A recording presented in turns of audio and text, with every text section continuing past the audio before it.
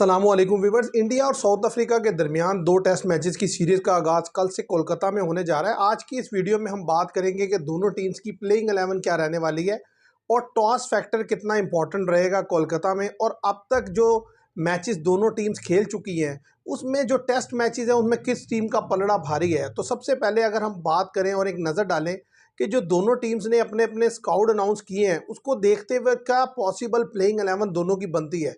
अगर सबसे पहले बात की जाए जो साउथ अफ्रीका टीम है, साउथ अफ्रीका जो अभी रिसेंटली पाकिस्तान से खेल कर गया और जिसमें 1-1 से उन्होंने सीरीज़ बराबर की। अगर आप इससे पीछे इंडिया को देखें तो इंडिया इंग्लैंड में खेला जहां पर उन्होंने 2-2 से सीरीज़ बराबर की।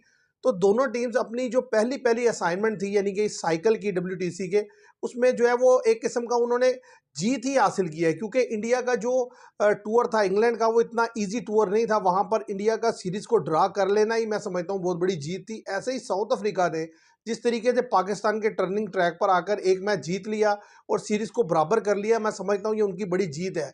अब साउथ अफ्रीका चाहेगा कि वो इंडिया में भी कुछ इसी तरह के रिजल्ट्स हासिल करे, कि मतलब अगर सीरीज जीत ना सके तो कम से कम 2 टेस्ट मैचेस की सीरीज़ को ड्रा करने की पोजीशन में वो आ जाए, लेकिन जो कि बहुत ही मुश्किल है क्योंकि इंडिया में अब तक साउथ अफ्रीका सिर्फ एक ही टेस्ट मैच जीता है जितने भी उन्होंने टेस्ट मैचेस खेले हैं। अगर प्लेइंग 11 पर नज़र डाली जाए तो मैं समझता हूँ अब तक की जाने वाली टीम्स जो साउथ अफ्रीका की गई हैं कि उनमें से बेहतरीन टीम साउथ अफ्रीका लेकर गया है। उसके कई फैक्टर हैं वो मैं आपके सामने रख देता हूँ। सबसे पहले तो देखें ये वो टीम है जो WTC फाइनल जीती है लास्ट ईयर। अब उसको देख लें अगर हम, तो उसमें मार्करम है, रिकिल्टन है, टोनी डिजॉर्जे हैं, बवुमा का कमबैक हुआ है, पाकिस्तान के टूर पे नहीं थे, बवुमा वापस आए हैं, स्टब्स हैं, काइल वरियाने हैं, बड़े ज़बरदस्त प्लेयर हैं। तो ये 6 प्रॉपर बैट्समैन उनके पास हैं, एक विकेट कीपर काइल वरियाने के साथ। इसके अलावा मैं समझता हूँ साउथ अफ्रीका की जो बॉलिंग है वो बड़ी ज़बरदस्त है।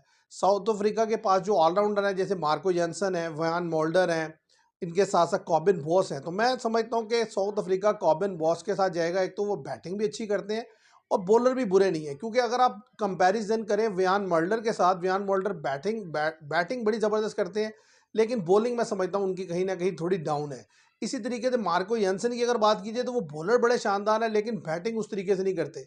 लेकिन अगर कॉबिन बॉस की बात कीजिए तो पिछले कुछ अरसे से ये इंप्रूव कर रहे हैं, इनकी बैटिंग और बॉलिंग दोनों से ये बेहतर डिलीवर करके दे रहे हैं।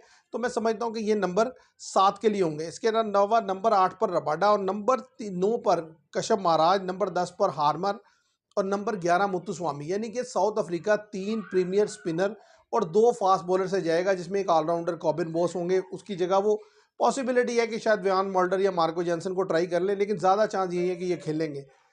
अच्छा, अब अगर बात की जाए दूसरी तरफ जो टीम इंडिया है, टीम इंडिया वैसे ही रॉक सॉलिड है। आप देखें कि top of the order Jaiswal और KL राहुल होंगे, शुभमन गिल होंगे, साई सुदर्शन होंगे, टॉप 4 के तो ये बैट्समैन है। ऋषभ पंत जो है वो कमबैक कर रहे हैं, उनका ये कमबैक सीरीज है। अब इंग्लैंड के टूर पे आपको पता है वो अनफिट हो गए थे, तो अब वो कमबैक कर रहे हैं, ऋषभ पंत होंगे।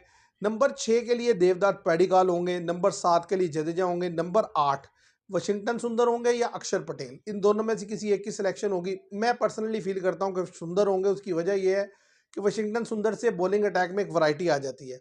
नंबर 9 पे कुलदीप होंगे, नंबर 10 पर बुमराह होंगे, नंबर 11 पे आकाशदीप। तो इंडिया 3 स्पिनर और 2 फास्ट बॉलर से जाएगा और इसी तरह सेम स्ट्रेटेजी जो है वो यूज़ करेगा साउथ अफ्रीका। अब अगर हम नज़र डाल लें कि दोनों टीम्स ने जब तक मैचेस खेले हैं उनकी तादाद है 44। 18 मैचेस में साउथ अफ्रीका ने विक्ट्री हासिल की है और 16 में इंडिया ने। और मैच खेला जाएगा एक हिस्टोरिक ग्राउंड इंडिया का, कोलकाता, जिसे ईडन गार्डन कहा जाता है। अब वहाँ पर जो अब तक मैचेस खेले जाते हैं वहाँ पर लाजमी तौर पर अर्ली ऑन जो है वो थोड़ी बहुत आप समझें तो पेसर के लिए हेल्प आउट हो सकता है, लेकिन जैसे जैसे गेम प्रोग्रेस करेगी स्पिनर अपना रोल बड़ा प्ले करेंगे और दोनों टीम ज़्यादा चांस ये है कि फुली लोडेड आएंगी स्पिन अटैक से। तो एक अच्छा एनकाउंटर देखने को मिलेगा, क्योंकि जिस तरीके से साउथ अफ्रीका ने पाकिस्तान में स्पिनर्स हैंडल किए हैं उसको देखकर मुझे लगता है कि एक अच्छी बैटल देखने को मिलेगी। और अगर साउथ अफ्रीकन स्पिनर को उसी तरह का ट्रैक मिलता है जैसा पाकिस्तान में मिला तो इतना इजी इंडिया के लिए भी नहीं होगा कि वो उसको आसानी से खेल सकें, क्योंकि साउथ अफ्रीका के पास तीनों स्पिनर जो है बड़े अच्छे हैं। हार्मर जो है उन्होंने भी अपनी प्रेजेंस जो शो की पाकिस्तान के खिलाफ, बड़े ज़बरदस्त ऑफ स्पिनर हैं। मुत्तुस्वामी बड़े ज़बरदस्त लेग ब्रेक स्पिनर हैं, यानी कि left arm off break spinner है कशप महाराज। तो ये तीनों अच्छे स्पिनर हैं, तो इंडियन बैटर्स के लिए भी इतना ईजी नहीं होगा। तो मैं समझता हूँ कि एक अच्छी सीरीज़ देखने को मिलेगी और डेफिनेटली जो कल का दिन होगा टॉस जीतने वाली टीम प्रेफर करेगी कि वो पहले बैटिंग करे और अच्छा रन्स बोर्ड पर लगाए, ताकि सेकंड और फोर्थ इनिंग्स में जब दूसरी टीम खेलने के लिए आए तो वो उसको आउट कर सके। क्योंकि जैसे जैसे प्रोग्रेस होगा मैच स्पिनर को खेलना, फास्ट को खेलना मुश्किल होगा, क्योंकि पिच में डेफिनेटली क्रैक्स भी आएंगे, सारा कुछ होगा। तो इसको देखते हुए मुझे लगता है टॉस जीतने वाली टीम प्रेफर करेगी पहले बैटिंग करना। अब देखते हैं कल के दिन में क्या होता है। अच्छा, अगर मैं इसके साथ साथ आपको ये भी बताता चलूं कि जो की प्लेयर्स दोनों तरफ से रहने वाले हैं, देखिए वो स्पिनर्स रहने वाले हैं बॉलिंग में। और बैटिंग में अगर बात की जाए तो no doubt Jaiswal, KL Rahul और शुभमान गिल, ये तीनों बड़े इंपॉर्टेंट प्लेयर हैं इंडिया के लिए। और साउथ अफ्रीका के लिए मैं समझता हूँ टोनी डिजॉर्जे, बवुमा, रिकिल्टन, ये तीन बड़े जबरदस्त प्लेयर हैं, क्योंकि ये स्पिनर को बहुत आउट क्लास खेलते हैं। अब देखते हैं कल के दिन क्या होता है। आज के लिए इतना ही। Thank you very much.